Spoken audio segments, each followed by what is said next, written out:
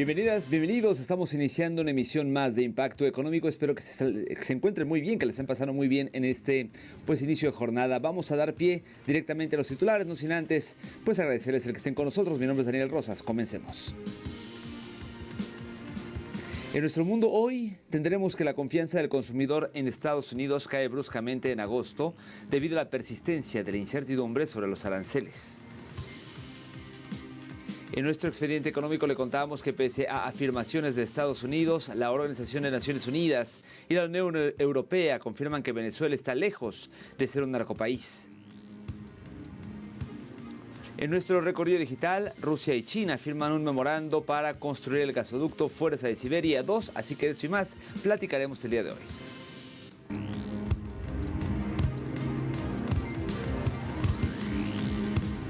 Momento de iniciar al detalle de la información y el día de hoy comenzamos en Estados Unidos, ya que la confianza del consumidor cae drásticamente en agosto mientras persiste la incertidumbre, y es que las encuestas de consumidores de la Universidad de Michigan que miden las actitudes de los consumidores estadounidenses hacia las finanzas personales, las condiciones comerciales y la actividad económica cayeron a 58,2 en la encuesta de agosto de 2025 que se publicó recientemente, por debajo de la cifra del 61,7% que se tenía en julio y significativamente por debajo de la lectura del 67,9% de agosto pasado. Hay que señalar que un sustancial 43% de los consumidores mencionó que los altos precios están erosionando su nivel de vida, en comparación con el 39% en julio y la lectura más alta en 5 meses. Asimismo, los consumidores creen que es probable que las presiones de los altos precios persistan en el futuro. Seguimos en Estados Unidos, ya que la mayoría de los aranceles de Trump fueron declarados ilegales por un tribunal de apelaciones. El dictamen asestó un duro golpe al mandatario por su agresiva agenda comercial y limitó el poder presidencial sobre medidas económicas de emergencia. Según el Tribunal Federal de Apelaciones, la Ley de Poderes Económicos de Emergencia Internacional, la IEEPA por sus siglas en inglés, citada por Trump, no le otorgan la autoridad para imponer estos aranceles. Los jueces permitieron que los gravámenes se mantuvieran vigentes mientras devolvían el caso a un tribunal inferior para procedimientos adicionales, reseñaron medios estadounidenses.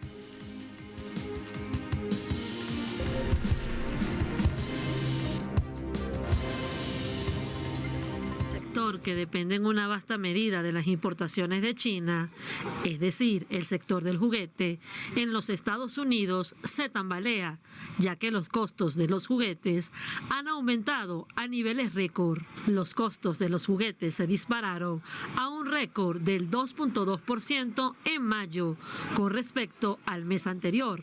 Si comparamos eso con mayo del año pasado, cuando los costos experimentaron una caída mes a mes de 0,4%, es una enorme diferencia. El presidente de Estados Unidos, Donald Trump, elevó los aranceles a los artículos chinos al 145% y China respondió con aranceles del 125% para las importaciones estadounidenses. Las dos partes acordaron en mayo reducir sus respectivas tasas arancelarias en 115 puntos porcentuales, después de una ronda inicial de conversaciones comerciales. Han pasado del 10% al 20 y 30%, luego al 145%. Ahora volvemos al 30% de productos que salen de China. El desafío es que este es un negocio de muy bajo margen, así que los márgenes son estrechos. Entonces, ¿cómo se toma un arancel del 30% y se aplica a un negocio en el que tal vez no se tiene un margen del 30%? Así que hay muchos juegos detrás de escena. Mucho de esto se reduce a que tomas el costo del arancel y lo distribuyes entre el propietario de la propiedad intelectual, luego su socio de fabricación en China y luego tal vez un distribuidor, un minorista. Y al final del día, lo que quede, los consumidores lo pagarán a un precio más alto. La política del tiempo de juego está pellizcando a los jugadores esenciales, es decir, a las compañías de juguetes estadounidenses. estadounidenses. Los productores chinos, algunos de los cuales detuvieron o ralentizaron la producción debido a la falta de demanda, y los consumidores estadounidenses, que en última instancia soportan el costo de cualquier aumento forzado. Y en otros temas, es improbable que la Unión Europea flexibilice su postura sobre las regulaciones digitales a pesar de las nuevas amenazas arancelarias de Estados Unidos, según Bart Volkmann, analista de políticas del European Policy Center. Estas declaraciones se producen mientras Trump intensifica sus críticas a las normas digitales europeas, amenazando con aranceles punitivos, restricciones a las exportaciones de semiconductores y otras medidas de represalia. Es preciso indicar que las prolongadas disputas regulatorias entre Estados Unidos y la Unión Europea sobre las normas digitales se han agravado desde el regreso de Trump a la Casa Blanca. Se teme que sus recientes amenazas de imponer aranceles y restringir las exportaciones de semiconductores en represalia por las normas digitales de la Unión Europea vuelvan a desencadenar fricciones arancelarias entre ambos países e incluso puedan invalidar el acuerdo comercial alcanzado recientemente entre Europa y Estados Unidos.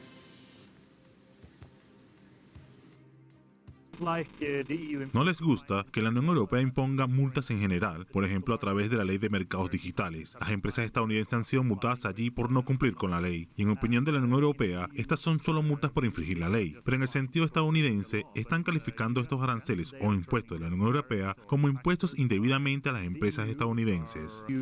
Si Estados Unidos y la Unión Europea comenzarán a imponer aranceles entre sí debido a las regulaciones digitales y al conflicto allí, entonces eso probablemente haría que el acuerdo fuera bastante irrelevante porque estaría fuera del tipo de términos acordados en el acuerdo. Ahora, una vez se comprometieron con Trump por el acuerdo comercial que estaba muy desequilibrado a favor de Estados Unidos, si no les gusta comprometerse también con las normas digitales, que son leyes aprobadas por la Unión Europea, no es algo que la Comisión Europea pueda revocar por su cuenta. Entonces creo que va a ser muy difícil de vender al Parlamento Europeo, a los políticos europeos en general, al público europeo, así que me parece poco probable que vayamos a comprometernos aquí. Y organizaciones defensoras de derechos de los niños alertan que al menos 4 países de África no tendrán alimentos básicos para niños y niñas en desnutrición severa para los próximos 3 meses. Advierten que el proporcionamiento de galletas con alto nivel energético y otras comidas terapéuticas son peligrosamente insuficientes en Nigeria, Kenia, Somalia y Sudán del Sur. Afirman que los recortes en la ayuda limitan el financiamiento que podrían salvar a los niños, mientras algunas clínicas aplican tratamientos con menor efectividad para atender a niños con desnutrición. Y más de la mitad de los llamados NEF del mundo operan actualmente en China. Esto se traduce en un aumento en la demanda de electricidad, así lo dio a conocer el jefe del Departamento de Energía Eléctrica de la Administración Nacional de Energía. En 2024, dijo, el consumo de electricidad para la fabricación de NEF en China aumentó un 34,3% interanual.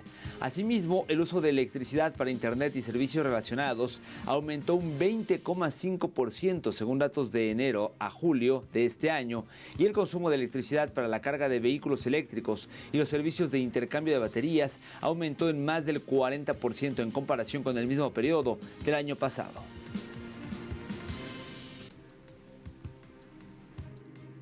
A fines de julio, el número de unidades de infraestructura de carga en China alcanzó los 16.696 millones, 10 veces la cifra al final del 13º Plan Quinquenal 2016-2020, lo que lo convierte en el más grande del mundo. Actualmente, más de la mitad de los vehículos de nueva energía del mundo operan en China, y los conceptos de viajes ecológicos y bajos en carbono y consumo de energía se han arraigado profundamente en la mente de las personas.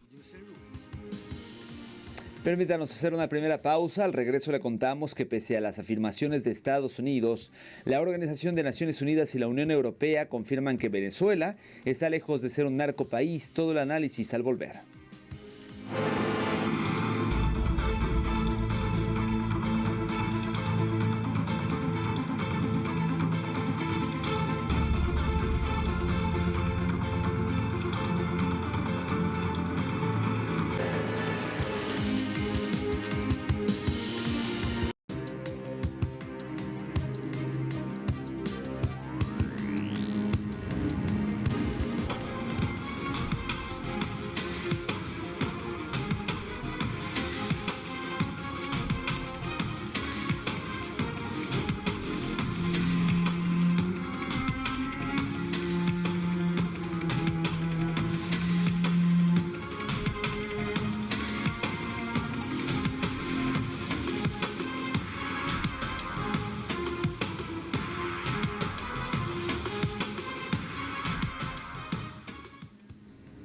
Pues mire, con todo este tema del narcotráfico, de los cárteles de la droga y las amenazas sobre América Latina y Venezuela por este fenómeno, ¿qué dicen los organismos internacionales? Bueno, según informes oficiales, los más recientes, dicen que la propia oficina, el National Drug Threat Assessment en India de 2024 a 2025, pues revelan que la DEA no trabaja en combatir el narcotráfico, sino en administrarlo, no desarticular redes criminales, las encubre y no protege a Estados Unidos del crimen organizado, sino que lo legitima. Según este informe basado exclusivamente en los datos duros y argumentos contenidos en datos oficiales de la DEA, se señala que Estados Unidos no es un estado víctima del narcotráfico, sino un narcoestado estructural, cuya economía, sistema financiero y política exterior están profundamente entrelazados con el crimen organizado. De la misma forma, dicho informe expone la forma o la manera en que la DEA, en lugar de actuar como una agencia de inteligencia objetiva, funciona como un instrumento de propaganda geopolítica diseñado para criminalizar países como Venezuela, mientras se oculta la verdadera magnitud del problema dentro de sus propias fronteras. Y en ese sentido, el World Drug Report de la ONU confirma que Estados Unidos es el mayor consumidor global de cocaína y epicentro de una crisis de opioides sintéticos que causó 48,000 muertes por sobredosis en 2024. El fentanilo, producido en laboratorios de Asia, México y el propio territorio estadounidense, domina un mercado lucrativo, manejado por redes criminales que lavan cientos de miles de millones anuales mediante tecnología avanzada y explotación de vulnerabilidades locales. La parodia es grotesca. Washington criminaliza a naciones productoras mientras su sociedad colapsa por el consumo y su economía se beneficia del narcotráfico. El informe destaca cómo Estados Unidos externaliza la violencia narcotraficante, igual que exporta armas y capitales lavados, revelando la hipocresía de una guerra antidrogas que solo sirve para encubrir su rol como principal narcodemandante global.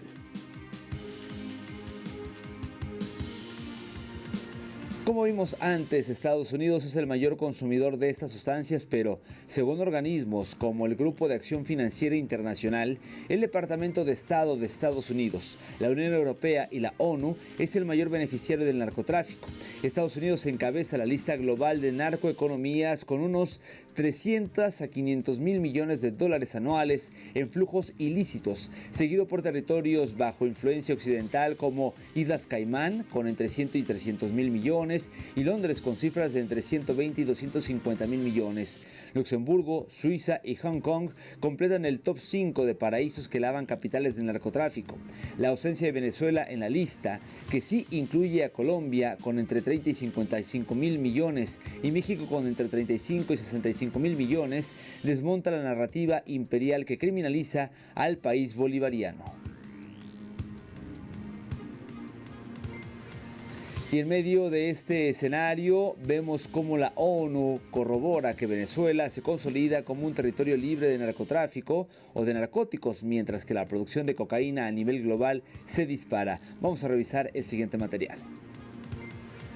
Según el último informe de la Oficina de Naciones Unidas contra la Droga y el Delito, ONUD, Venezuela se mantiene como territorio libre de cultivos ilícitos tras 15 años de políticas soberanas, contrastando con el repunte del 34% en la producción global de cocaína en 2023. El epicentro del narcotráfico se concentra en Colombia, responsable del 67% de los cultivos mundiales de hoja de coca y del 53% de la producción de cocaína, impulsada por grupos paramilitares que controlan regiones del suroeste del país. La ONU alertó que la violencia asociada al narcotráfico, ejemplificada en Ecuador, los homicidios aumentaron de 7.8 a 45.7 por cada 100.000 habitantes entre 2020 y 2023. Ahora se expande a Europa Occidental mediante redes balcánicas. Este panorama desmiente las acusaciones históricas de Estados Unidos contra Venezuela y evidencia que las injerencias imperiales solo han exacerbado el flagelo del narcotráfico.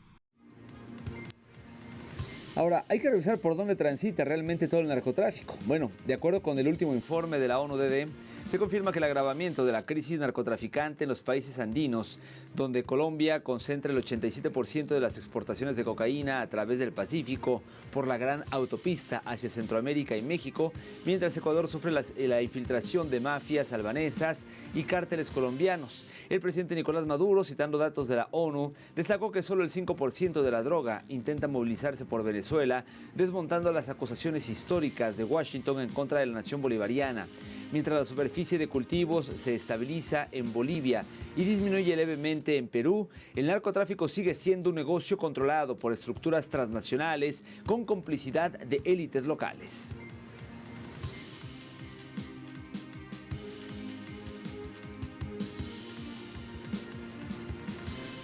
Permítanos hacer una segunda pausa en la emisión del día de hoy, pero no se vaya. Al regreso de nuestro recorrido digital, hablaremos de Rusia y China, que firmaron un memorándum para construir el gasoducto Fuerza de Siberia 2. Le cuento de qué se trata al volver.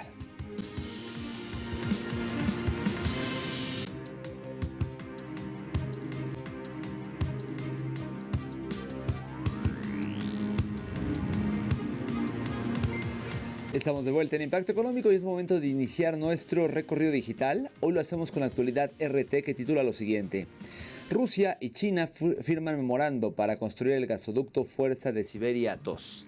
De acuerdo con esa información, el proyecto contempla suministrar 50.000 millones de metros cúbicos de gas al año desde los yacimientos de Siberia Occidental hacia China a través de Mongolia, con un contrato de 30 años de duración. Según las autoridades, esta infraestructura fortalecerá el papel de Rusia como proveedor energético clave para Asia en un momento de reconfiguración del mercado global del gas.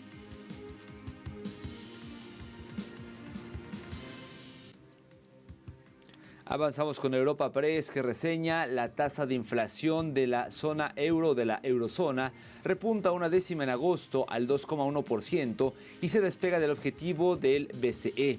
Según los datos preliminares de Eurostat, el costeo de la energía registró en agosto un retroceso interanual del 1,9% tras haber caído un 2,4% el mes anterior, mientras que el de los alimentos frescos aumentó un 5,5% al acelerarse una décima.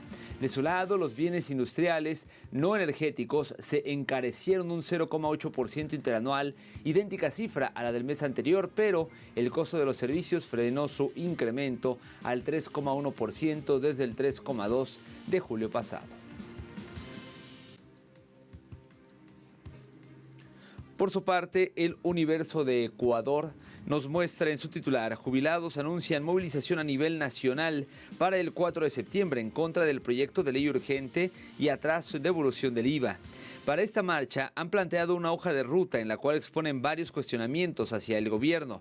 Los jubilados sostienen que el proyecto de ley de fortalecimiento y sostenibilidad crediticia no fortalecerá la capacidad crediticia del Banco del Instituto Ecuatoriano de Seguridad Social ni mejorará la capacidad de los créditos de los afiliados y jubilados, y por ello piden que se retire de la Asamblea Nacional.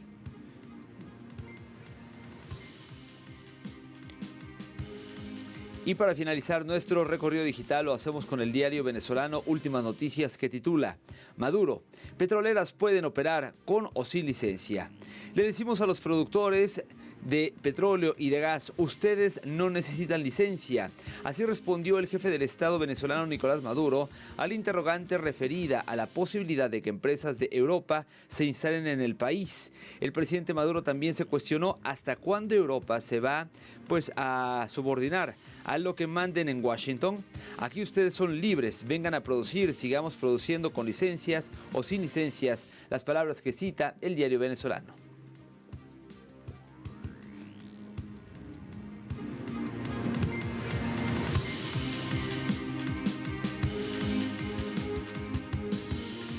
Momento de revisar los precios del petróleo. El West Texas Intermediate marcó uno de $64.61 y esto representa un alza de 60 centavos de dólar. En el caso del barril del Brent, el de referencia en Europa, su precio se ubicó en $68.12, un incremento en este caso de 64 céntimos de dólar, mientras que el crudo promediado por la OPEP marcó un precio de $70.51, también un incremento en este caso de 86 centavos.